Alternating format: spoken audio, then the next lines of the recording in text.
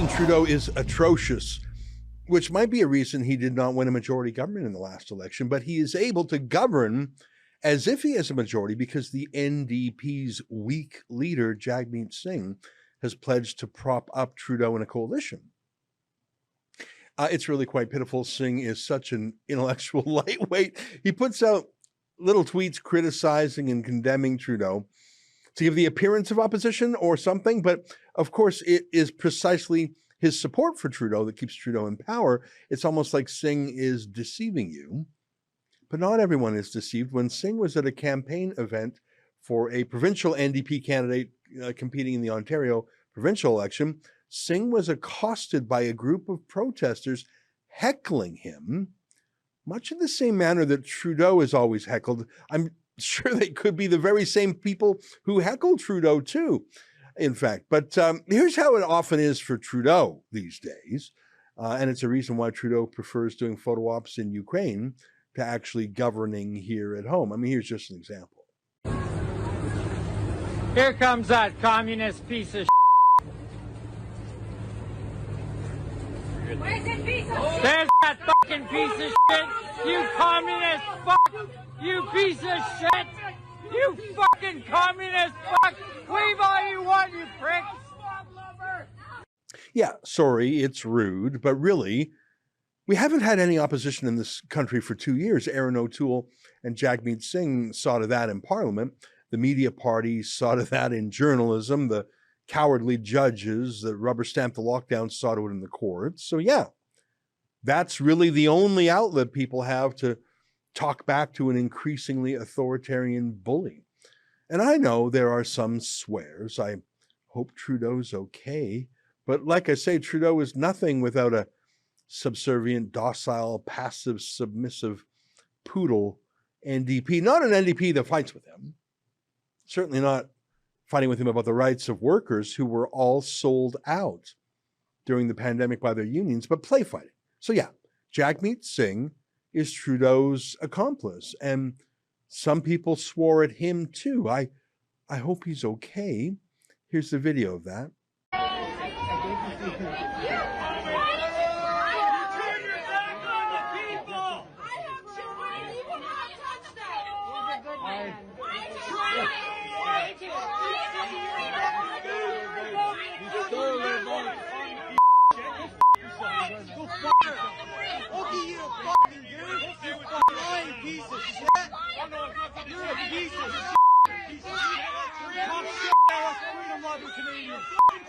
You fucking traitor! You're a fucking traitor! You're a fucking traitor! You're a fucking traitor to this country! Fuck you! You fucking talk! Freedom convoy! Go fuck yourself! Fuck yourself! Now those are some very mean words, and they were shouted. They're not the meanest words. I think there's a hierarchy of swears. Some are worse than others. The Brits and the Australians, they just love saying the C word, which is like the nuclear bomb swear over here. There's a 12-letter swear that's pretty bad when you hear it. Those were bad swears they used against Jagmeet Singh, but they weren't racist swears. I'm glad of that. Those can really sting. And they weren't threats. I'll kill you.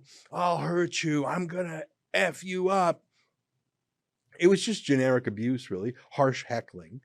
The kind of thing that Trudeau dishes out. I mean, just last week, he used a 6-letter swear that starts with F-U-C-K, and he said it in Parliament. What we saw during this pandemic was a national tragedy of elders not being properly cared for in every corner, almost every corner of the country. That's why we committed to working with provinces and territories to improve the quality of long-term care for residents right across the country.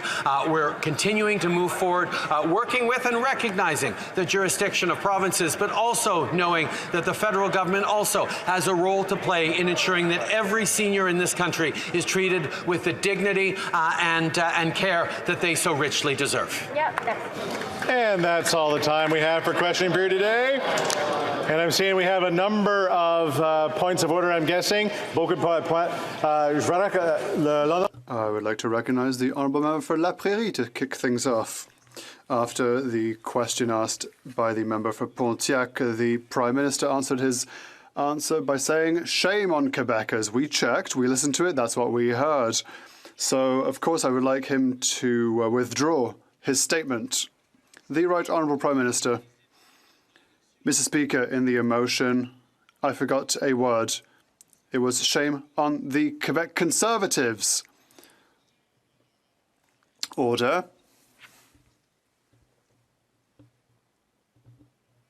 Another point of order. For Foothills. Thank you very much, Mr. Speaker. And I'm sure all of us in this House are used to vigorous debate, certainly during question period, but there is a line that should be not crossed, especially when it comes to using unparliamentary language. The Prime Minister used an obscenity, and it was not fuddle-duddle, in describing the official opposition. I would ask the Prime Minister to stand and apologize for that language.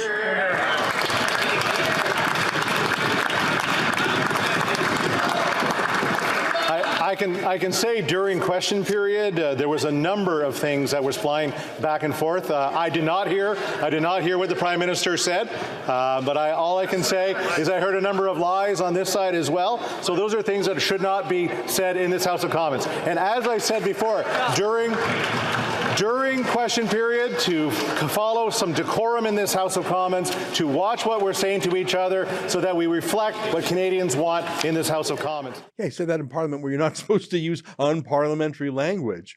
And there was that time a few years back where he called Peter Kent a piece of shit. Well, Mr. Speaker, my honourable colleague, if she had been in Durban, would have seen that, in fact, Canada was among the leaders in creating the... Order. Order.